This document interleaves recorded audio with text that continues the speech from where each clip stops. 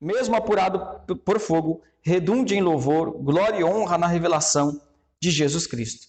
Ou seja, através da confirmação da vossa fé, está dizendo, olha, que se confirme a fé de vocês, passem por essas situações difíceis, como o ouro ele é depurado pelo fogo, que a fé de vocês seja depurada, seja provada por essas situações, para que isso redunde em louvor, honra e glória, ou seja, para que essas situações difíceis redundem em louvor, em honra e glória na revelação de Jesus Cristo, na parousia, ou seja, quando Jesus voltar. Então, permaneçam firmes nos momentos difíceis, para que esses momentos provem a fé de vocês e que essa provação redunde em louvor, honra, glória, adoração, para quando Jesus Cristo voltar, quando Cristo for revelado. Versículo 8, a quem está se referindo a Jesus, né, essa relação aqui, a quem, não havendo visto, amais. Ou seja, vocês não viram a Jesus, mas vocês amam Ele.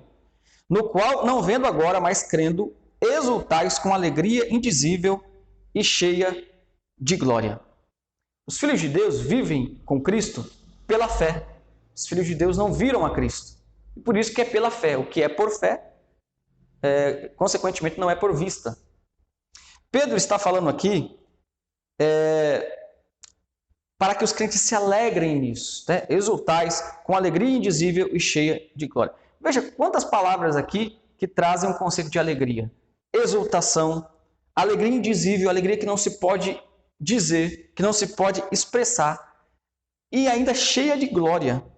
Verso 9, obtendo o fim da vossa fé, a salvação da vossa alma. Por isso, os privilégios da salvação devem trazer também alegria ao nosso coração.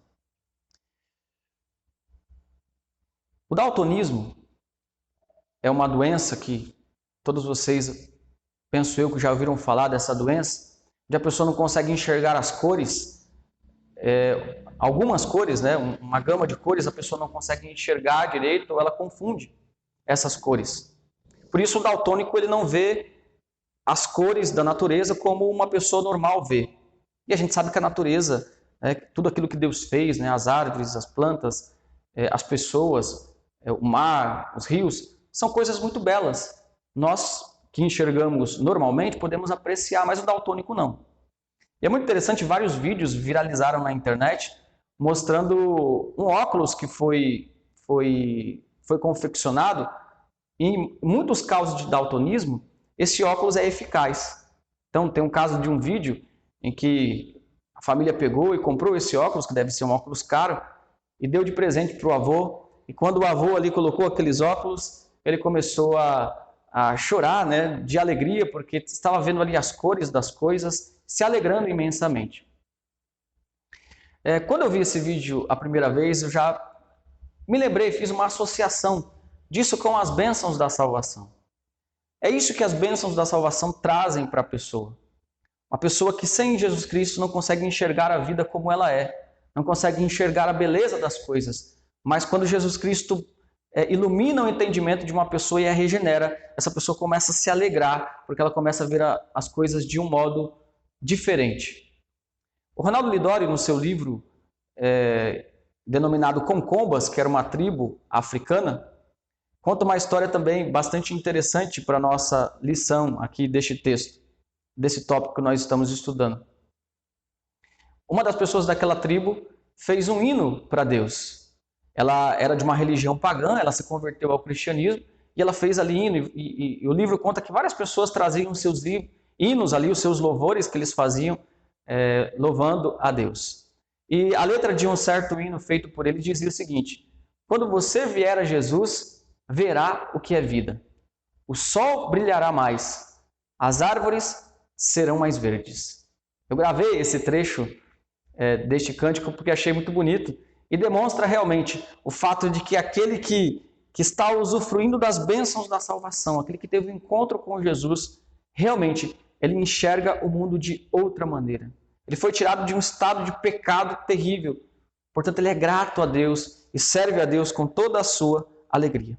Diante disso, se alegre pelas bênçãos da salvação no seu dia a dia. Nos dias mais terríveis, se alegre pelas bênçãos da salvação. Cuidado para não se alegrar por coisas supérfluas. Como em Lucas, capítulo 10, verso 20, que os discípulos se alegraram porque eles expulsavam os demônios. Claro que eles poderiam se alegrar por isso. Mas Jesus Cristo diz o seguinte para eles: se alegrem muito mais, porque os vossos nomes estão escritos no livro da vida. Pregar, louvar, usar os dons de Deus, ter uma família, um trabalho, tudo isso é motivo de grande alegria. Mas a maior alegria está em ter as bênçãos da salvação, em ter o nosso nome escrito no livro da vida.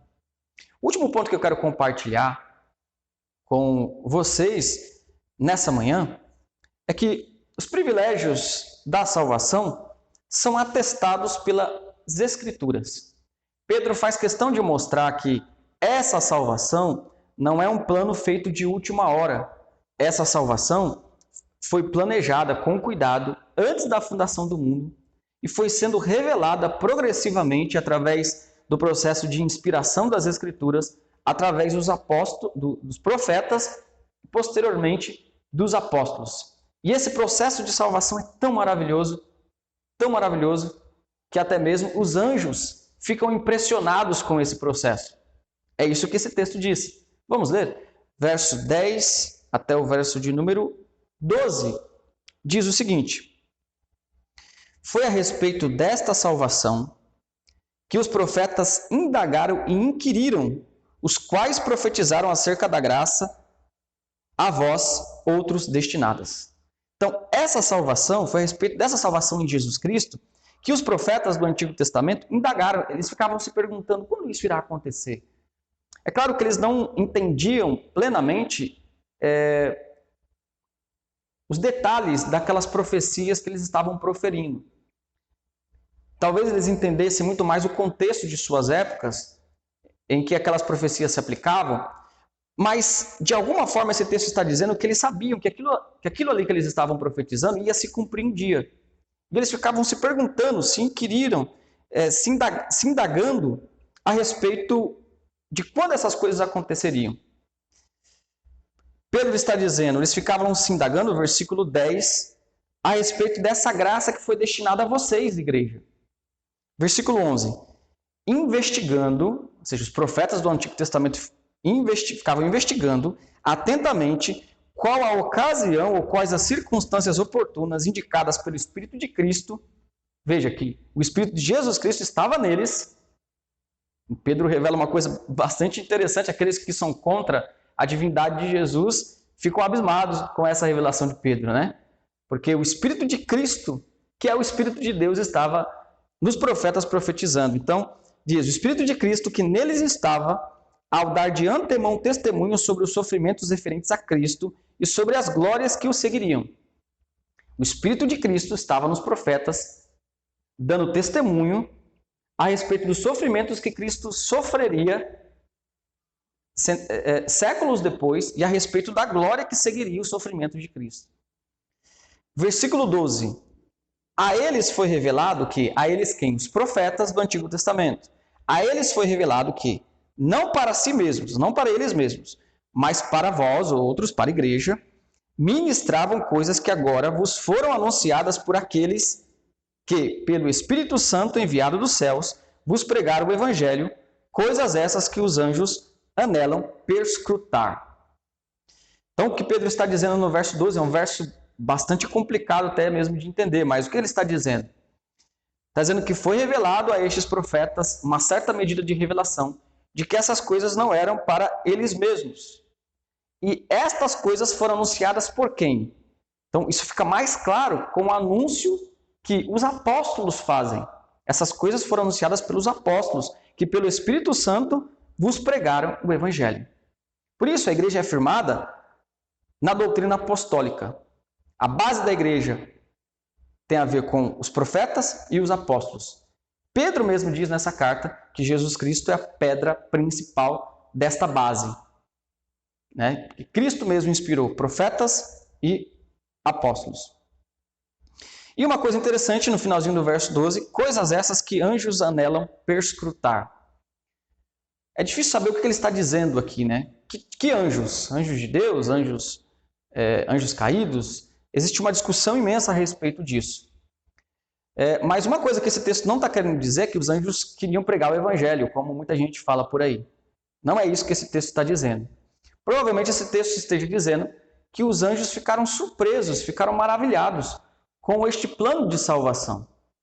É óbvio que os anjos não têm uma operação do Espírito Santo salvífica, como é destinada a nós.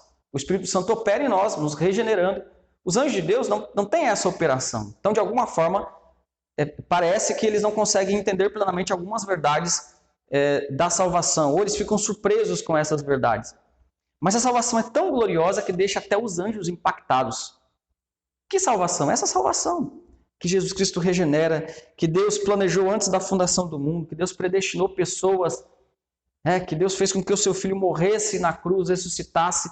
Todo este plano maravilhoso deixa os anjos intrigados. O que Pedro está dizendo aqui é que estes privilégios da salvação, eles são atestados pela Escritura Sagrada. Fazem parte de um plano que tem testemunhas. As testemunhas são os profetas e os apóstolos. É um atestado. Como aquele anel que os reis antigos tinham que selavam uma carta. Pedro está dizendo aqui que essa salvação ela foi selada, ela tem um atestado de legitimidade. E esse atestado é de que isso estava nas Escrituras Sagradas do Antigo Testamento e também do Novo. Óbvio que o Novo Testamento estava sendo escrito, mas ele fala dos profetas aqui. E isso dá a entender que inclui o Novo Testamento também. Diante disso, confie que a sua salvação não vem de uma história inventada pela igreja, de um folclore, de uma mitologia. Não, a salvação vem da Escritura, e a Escritura é palavra de Deus. Diante disso, não trate a Escritura como um livro qualquer. Aproveite essa quarentena, aproveite esses momentos aí que estamos tendo. Muitos não podem trabalhar, fazer atividades cotidianas. Aproveite este momento para ler as Escrituras Sagradas. Coloque como propósito ler as Escrituras, porque a nossa salvação vem das Escrituras.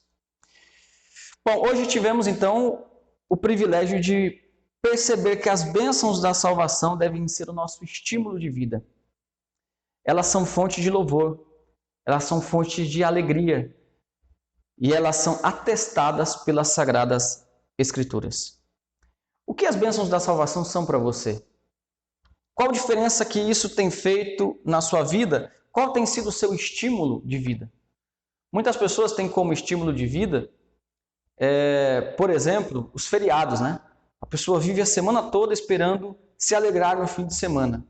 Ou trabalha o tempo inteiro pensando nos feriados ou pensando nas férias. Claro que isso não é errado, todos nós gostamos disso.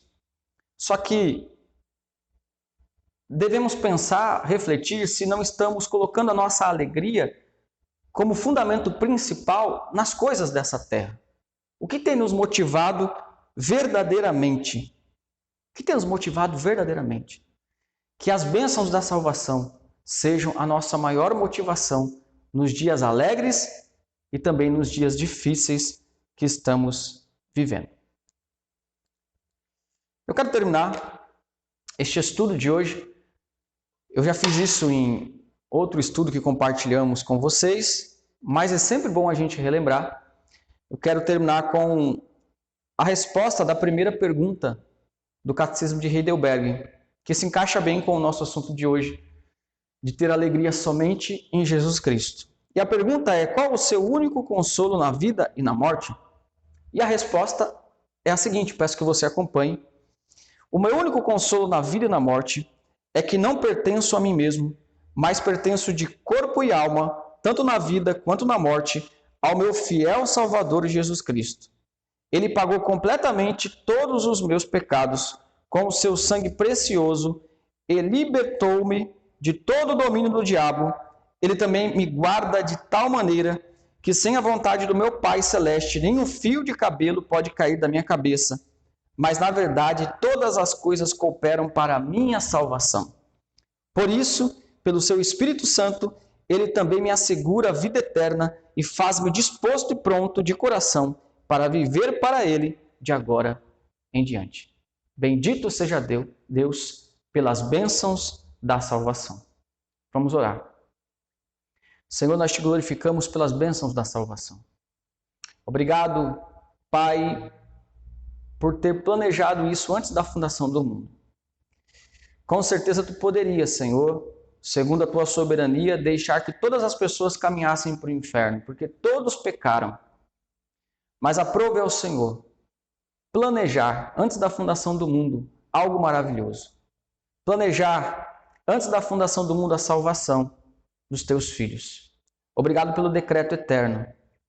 Obrigado por enviar teu único filho em carne para morrer pelos nossos pecados. Obrigado pela ressurreição. Obrigado pela esperança que está guardada nos céus. Ó Pai, permitas que em tempos difíceis nos alegremos com essas verdades maravilhosas. Que nenhuma outra coisa corruptível dessa terra tenha lugar em nosso coração, mas que tu sejas, Senhor, a nossa principal alegria.